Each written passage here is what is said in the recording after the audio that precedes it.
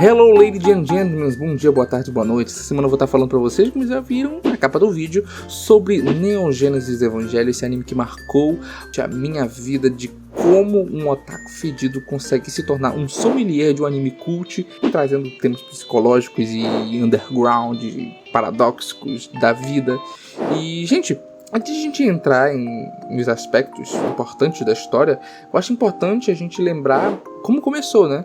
Esse anime ele já é um anime bem antigo, tem mais aspecto meio cyberpunk e tudo mais. Vocês vão ver que ele foi nos apresentado à humanidade no dia 4 de outubro de 1995 e finalizado a produção do seu anime no dia 27 de março de 1996. E apesar de ser um anime bem antigo, né, que tem mais de 20 anos, a gente vê que a sua história ainda é tão presente e tão importante para a cultura pop no geral, quanto para um conhecimento sobre os seus temas tão profundos e pesados. Basicamente, a história de Neon Genesis Evangelion é uma história muito densa, muito pesada, trazendo temas como psicologia, trazendo temas filosóficos, religiosos, problemas psicológicos, traumas e afins. A história de Neon Genesis Evangelion é muito rica no que se propõe a fazer. Basicamente, ele não tinha adaptação, ele não é uma adaptação para anime, não. Ele é só um anime, uma produção exclusiva de anime. Ele não teve um roteiro tirado de um best-seller, como a maioria dos mangás, né? A adaptação de anime é baseada no mangá. E quem foi que dirigiu e muitas das vezes roteirizou a história de Neon Genesis Evangelion foi o Hideaki Anno. Esse era o diretor que passou por problemas psicológicos e trouxe para dentro da sua obra, tanto no aspecto visual quanto narrativo, a sua experiência no trauma, né? E a gente vê que o que eu tô falando não tem nada a ver com o anime. A gente olha pro anime e a gente pensa que ele é mais um anime de mechas, em que existe robozinho brigando, com uma temática cyberpunk meio vintage. E a história é muito mais do que isso. E agora eu vou estar desenvolvendo essa história que me marcou tanto, trazendo temas tão densos. Eu acho que a última vez que eu tive uma experiência assim foi com aquele filme O Poço, da Netflix, que a gente vai vendo a história, mas a gente vai vendo que aquela história, ela não é literal. É uma história que ela vem condensando muitas mensagens, muita metalinguagem dentro da sua narrativa proposta, né? E vamos entrar nos aspectos e mergulhar nessa história maravilhosa que é a história de Neon Genesis Evangelion. A história, ela tem seu início mais de bilhões de anos atrás, quando a Terra nem sequer existia. Era só como diz na Bíblia, né? Uma forma sem forma e vazia. E a história ela fala que existiu uma raça de alienígenas superior que estava entrando em extinção. Então eles decidiram fidelizar a sua raça através das sementes da vida. Eles disponibilizaram como se eles dividissem o que eles são e os seres celestiais que eles são em dois frutos. Existe o fruto da vida e o fruto do conhecimento. Cada planeta ficaria com uma semente da vida. Dentro da semente da vida vinha um ser, no caso da Terra, o ser caiu na Terra, foi chamado de Adão. Junto com Adão acompanhava a lança de Longuinhos e os manuscritos do Mar Morto, que a gente vai ser apresentado mais à frente na história. Só que no planeta Terra foi diferente. Como eu falei para vocês, existia um mecanismo de defesa caso uma outra semente da vida caísse no planeta Terra, que no caso foi a Lilith, né? A Lilith caiu no planeta Terra, causando o primeiro impacto. Esse primeiro impacto, ele é causado pela queda de Lilith aqui no planeta Terra, e com essa queda a lança de Lilith não funcionou. A lança de Longuinhos que ela tinha, que acompanhava ela, parou de funcionar, porque o impacto foi tão grande que resultou na criação da Lua. E como não podiam haver dois seres, duas criações, dois frutos da semente da vida, um teve que ser sacrificado, que foi o caso de Adão. A partir disso, Lilith, e a partir do seu sangue, desenvolveu seus peixinhos, e os peixinhos se desenvolveu macaquinhos, e dos macaquinhos se desenvolveu os seres humanos, e dos seres humanos a gente tem os jogadores de LoL e Free Fire, que hoje em dia intoxicam a humanidade. Mas brincadeiras à parte. É claro. Nesse momento aqui você pode observar porque ao lado de Adão, do ser de Adão, existe Lilith. E Adão ele foi selado, enquanto Lilith se tornou o quê? Os seres humanos. Tá vendo esse bicho aqui? Esse bicho nessa cruz? Esse aqui é o corpo beta de Lilith, tá? O corpo de Lilith destruído. Porém, aconteceu uma coisa muito importante. Milhões de anos se passaram, os seres humanos cresceram, se desenvolveram, e no momento em que foi descoberto, né, através de da Cili, que é uma organização que possuía aquele manualzinho que vinha junto com a semente da vida, chamado Os Manuscritos do Mar Morto. E a gente vai vendo que eles querem descobrir o corpo de Adão, que está encontrado no Polo Norte. Mas só que no momento em que esse personagem aqui encosta no corpo de Adão, que acontece? Bem aqui explode o pedido do like. Acho que não ia ter pedido de like. Já deixa o seu likezão aí, já deixa o seu comentário, já deixa o seu inscrever-se, ativa as notificações, vídeo novo toda sexta-feira aqui no canal. Mas continuando, brincadeiras à parte, os manuscritos do Mar Morto diziam a localização de Adão. E quando o ser humano encosta em Adão, acontece uma grande explosão que destrói, esmiuça e esmigalha metade da população junto. Ou seja, a merda do corpo de Adão virou o quê? A merda de um creeper. Ele explode metade da humanidade e o restante da humanidade que fica desenvolve os mechas, que nos casos são chamados Evas, tá? Os Eva são unidades biológicas desenvolvidas a partir do corpo de Adão. Ou seja, a humanidade pegou o corpo de Adão, usou da sua tecnologia para conseguir controlar os Evas, né? Mas para que eles criaram os Evas? Eles criaram os Evas para impedir que os filhos de Adão, seres também celestiais, destruam a humanidade, porque a humanidade ela não deveria sequer existir, porque a humanidade é fruto da junção do primeiro impacto. E o segundo impacto, quando se torna real, quando o ser humano encosta no corpo de Adão, faz com que esses filhos de Adão ressurjam das trevas e ceifem a humanidade. A gente vai vendo que é uma história que parece bem interessante no começo, mas isso aqui é o que a gente entende pelo que está acontecendo atualmente. Atualmente existe um personagem chamado Shinji Ikari, que é o nosso protagonista, tão odiado Shinji Ikari. O Shinji Ikari, ele é filho do Gendo Ikari, que desenvolve os Evas a partir da ordem da Cili. A gente vai vendo que é uma história que psicologicamente parece normal, não tem nada de demais aí.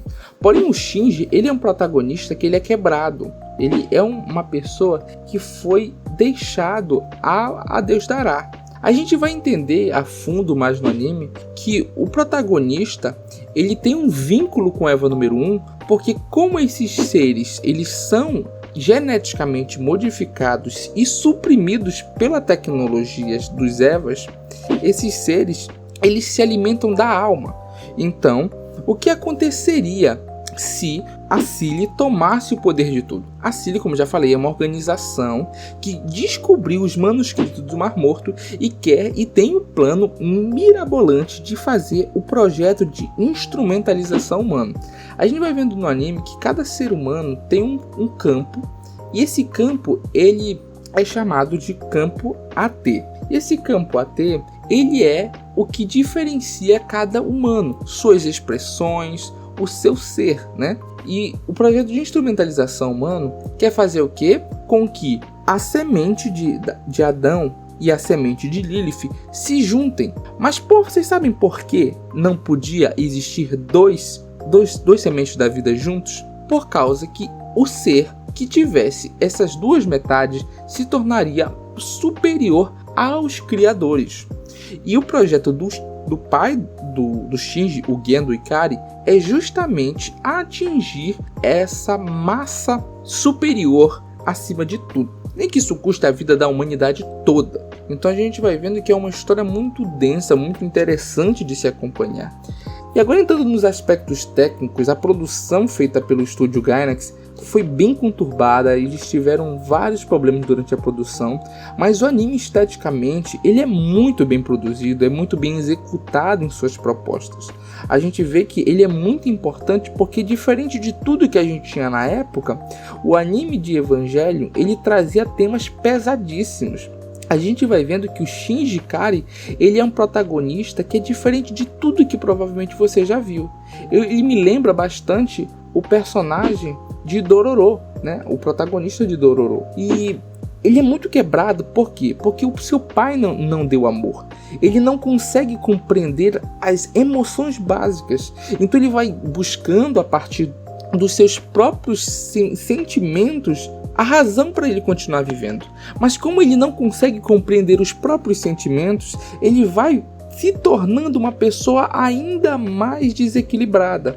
A gente vai vendo que o Eva número 1, o Eva que ele pilota, que o pai dele obrigou ele a pilotar, faz com que venha à tona sentimentos, venha à tona angústia, tristeza, tudo isso seja juntado, porque as crianças que usam os Eva, somente crianças podem usar esses instrumentos, e essas crianças que utilizam, elas têm que ter um vínculo muito forte com a armadura.